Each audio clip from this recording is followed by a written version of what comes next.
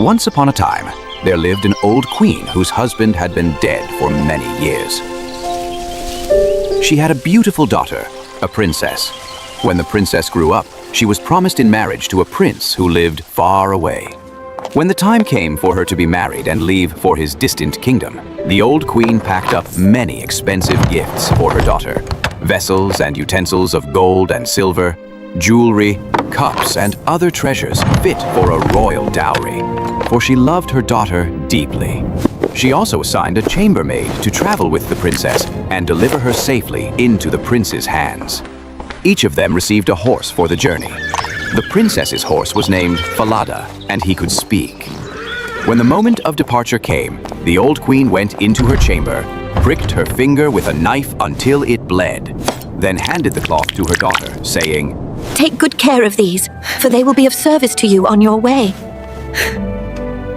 With tears, they said goodbye to each other. The princess tucked the cloth into her bosom, mounted her horse, and began her journey to her bridegroom.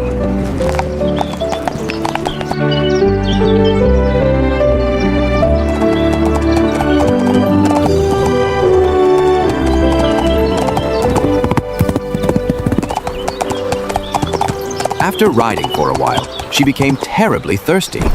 She asked her chambermaid to fetch her some water from a nearby brook. "Dismount and take my cup which you have brought with you for me, and get me some water from the brook, for I would like a drink." "If you are thirsty, get off your horse yourself and lie down near the water and drink. I won't be your servant." The princess was humble and said nothing. She dismounted, bent over the brook, and drank.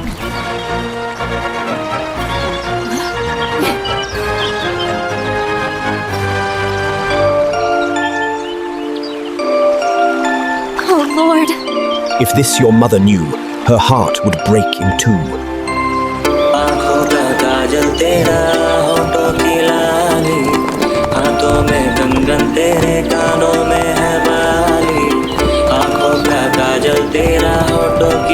Later, when the day grew hotter and she became thirsty again, they came to another stream. Once more, she asked her chambermaid to bring her some water. "Dismount and take my cup which you have brought with you for me, and get me some water from the stream, for I would like a drink." If you want a drink, get it yourself. I won't be your servant. The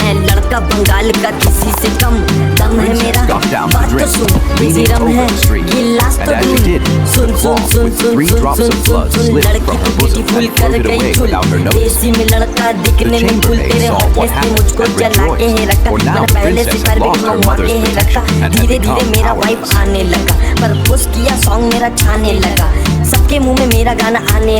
I belong on Falada.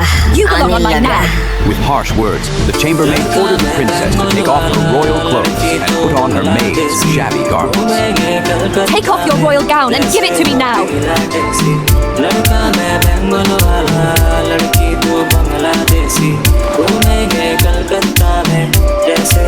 Swear before heaven you will tell no one at the royal court. Or die. I swear you will tell no one. Falada saw everything and remembered it well.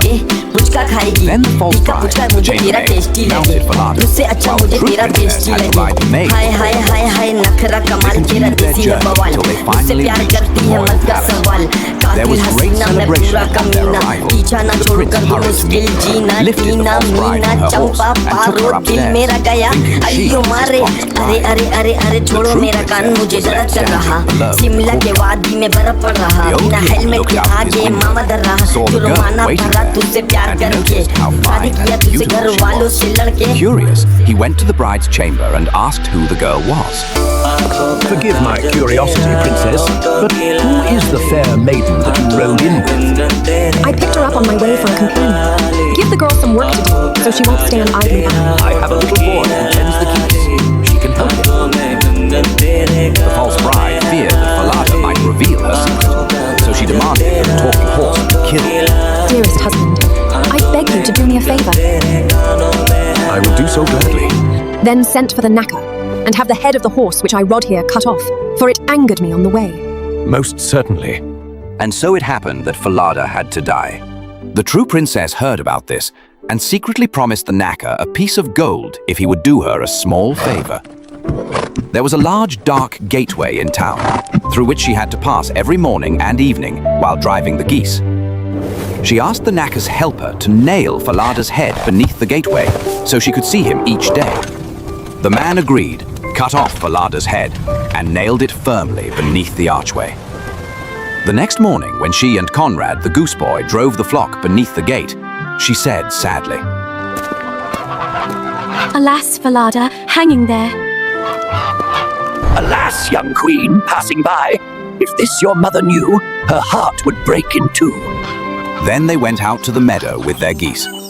When they sat down, the princess unbound her golden hair. Conrad was amazed by how it shone and wanted to pluck a few strands. Blow, wind, blow. Take Conrad's hat and make him chase it until I have braided my hair and tied it up again. Suddenly, a strong wind blew, snatching his hat away so that he had to chase it. When he came back, she had already finished braiding her hair, and he couldn't get a single strand. Angry, he refused to speak to her for the rest of the day. That evening, they returned home. The next morning, they again passed beneath the dark gateway. Alas, Falada, hanging there. Alas, young queen, passing by, if this your mother knew, her heart would break in two. In the meadow, she sat down once more and began to comb her hair. Conrad tried again to grab some. Blow, wind, blow. Take Conrad's hat and make him chase it until I have braided my hair and tied it up again. The wind immediately blew off his hat, and Conrad had to run after it. By the time he returned, she had finished. That evening, Conrad went up to the old king. I won't tend geese with that girl any longer. Tell me, boy, what does she do to anger you so? He narrated everything that had happened, including Falada's talking head. See? That is why I cannot bear her. The old king told him to take out the flock again the next day. Early the next morning, the king hid behind the gateway and saw the girl speak to Falada's head.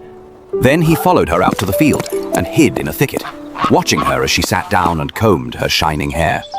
When she said the rhyme, the wind blew Conrad's hat away just as before. The king saw and heard everything, then quietly returned home.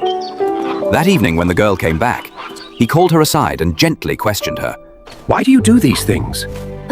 I am not allowed to tell you, nor reveal my sorrows to any human being, for I have sworn under the open heaven. He pressed her again and again, but she remained silent. Come with me. If you will not tell me anything, then tell your sorrows to the iron stove there. Here I sit, abandoned by the whole world, although I am the daughter of a king. A chambermaid forced me to take off my royal clothes, and she has taken my place with my bridegroom. Now I have to do common work as a goose girl. If my mother knew this, her heart would break in two. The old king was listening outside the stovepipe and heard every word. You may come out now. Then he had her dressed in royal clothes, and she looked breathtakingly beautiful. The king summoned his son and revealed the truth. My son, the bride you thought was yours is but a false chambermaid.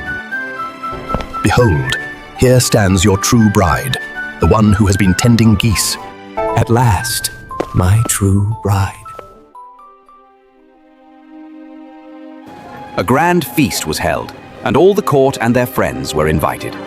The prince sat at the head of the table, with the true princess on one side and the false bride on the other. The chambermaid didn't recognize the princess in her royal attire. After they had eaten and drunk, the old king posed a riddle to the false bride. He described the whole story as if it were about someone else. Tell me, daughter-in-law, what punishment does one deserve who deceives her master in this manner? Arrogantly, the chambermaid answered, She deserves no better fate than to be stripped naked, Placed in a barrel studded with sharp nails, and dragged by 2 white horses until she is dead. You are the one, and you have pronounced your own sentence. So shall it be done to you. No, please, I beg you! After her punishment was carried out, the young king married his true bride, and together they ruled their kingdom in peace and happiness.